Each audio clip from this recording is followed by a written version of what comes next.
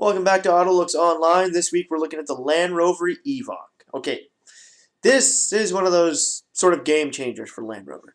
One of those things that Ford considered but never did. Sort of like the Freelander.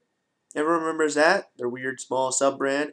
Yeah, that was originally created by BMW when they held them, but once Ford got a hold of Land Rover, they said, hey, we're missing market share with this small SUV. Let's get it up. Now, Tata's got them. They're looking at this thing going, how can we make more money off the Range Rover name? How can we change the game? Everyone wants fast, fun SUVs. We got the Range Rover Sport, but, not a lot of people want to pay a massive premium for something that's not much different than the original. Lower windshield, a couple sport features, not much. And then you look at the LR2, you can't do much there. The LR3, no. Defender, well, you're way out to lunch on that thing. So what do they plan to do? Hey, let's use an existing platform and create something wild. Ford had a concept a couple years ago at Detroit, which actually was the Evoque. This weird looking thing with scissor cut doors on it, cab forward design, wild looking, crazy off-roader. We're just thinking like people in Saudi Arabia way out in the desert got a ton of money. These rich sheiks want something fun and fast. Well, since Lamborghini quit producing their SUV way back in the 80s, no one's really had something. You've had to resort to, Audi Q7s and Porsche Boxsters, Cayennes. There's nothing super cool out there. Well, Land Rover has found it. The only problem is they need to find this thing without a roof. That would be even better. So let's take a look at this thing. Now, they've gone way overboard with this thing. Land Rover has changed their face completely. Everyone remembers boxy looking Land Rovers in the 70s, 80s, and even into the 90s. They were just boxes on wheels. Well, yeah, this thing still got sort of a box appeal to it, just like the new Ford Explorer. But they've kind of ironed out some of the major boxy aspects, like headlights, front bumper, and the side. They have added some features on the side. Add a few lines here and there, create a notch. There you go. You're gonna make a lot better looking side. Now, up front, they have a highly raked windshield. That thing is just things hit it, and they fly off. That is one fast looking thing. Now, up front, they got their skid plate. Yeah.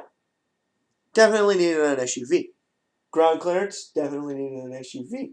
Fog lamps with air ducts to make sure the engine could breathe while you're pounding the gas pedal going off-road. And you're going to be able to see stuff.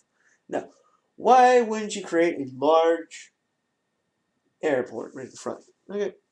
Why not? Well, let's take a look at it. If you want to add a bush guard to any vehicle, to any truck, you're going to have this massive air duct in front of the vehicle. What are you going to do? You're going to get it full of mud when you're going off-roading. Well, Land Rover said, hey, we still need some, but let's not go overboard. It still has created this empty spot here, but once you throw a license plate on it, you're good. You're just sailing away. Now, headlight design, there's nothing better. Like, this is one wild-looking headlight design. Wild, crazy. It's new age. It's got the halogen bulbs. It's got the wraparound headlights. Everything. Front grille, Land Rover Classic. Almost like, I can't really say like a beehive. But it's just one great-looking grille. Not the biggest, not the best, but hey, it follows the vehicle just massively. Now, looking over to the hood, they have added some air ducts right in the hood. Make it so you can, get rid of that hot air that's building up your engine base so you don't overheat your vehicle. Added to that, they have created a wild-looking hood design. They have added the bump in the center, which actually does flow all the way down to the front grille. This thing, it doesn't go overboard because it doesn't sit like 6-7 inches way above the hood. It sits in a perfect, nice level scale. Kind of giving that sport appeal, also giving that badass appeal. Looking onto the side, Land Rover does have their body line. I find it does start a little bit low. Like it does shoot up really fast. So it looks like the vehicle's moving fast. It looks like it's kind of cab forward, but they could have started a little bit higher just so it doesn't look like the wheel wells are way off. Now, this side duct, I don't know. Land Rover's been doing this with a lot of vehicles. Same with Buick. Some of the car companies have been getting into these things. Now, they're nice, but they're only nice when they're integrated right into the design of the vehicle. If they're just kind of thrown there, like, well, take a look at the Buick ones. It's a hunk of plastic that looks like it's just thrown on the side of the vehicle. You can't do that. You have to actually cut it right inside the vehicle. Land Rover has done this. They did an amazing job. Now, moving on to the rear of this thing, what do we see? We see some space-age looking SUV with a very small back window. Okay, backing this thing up I find would be a pain in the ass. Why? Because it's such a small window. Looks really cool because when you get those skinny little windows along the side, it makes it look like it's fast. It looks kind of like a mob vehicle. Kind of cool, no one can see what's in there. But you know what? When you have a small window like that at the back, it's very hard to see it. And Land Rover did one fatal move. It was kind of sealed in the fade of backing this thing up. They had this weird looking spoiler. It goes with the vehicle. The problem is, you can actually tell that it was added on after. Why? Well, let me see. It's cut here. It hangs off the back window. Take this thing off. Add a tiny little lip spoiler to the top of the roof. Integrated right into the design. You'll have something that looks good. This thing is added on. It's an aftermarket modification that Land Rover seemed to add it onto it that really doesn't suit the vehicle. Now, taillights, pretty plain, pretty boring, but they're still kind of mean. They go with the design. Back end, the problem is the fact that it's such a tall space. Because of the short windows, you created this tall space. Like, your license plate kind of covers this area, but you get this empty area right here. There's nothing in it.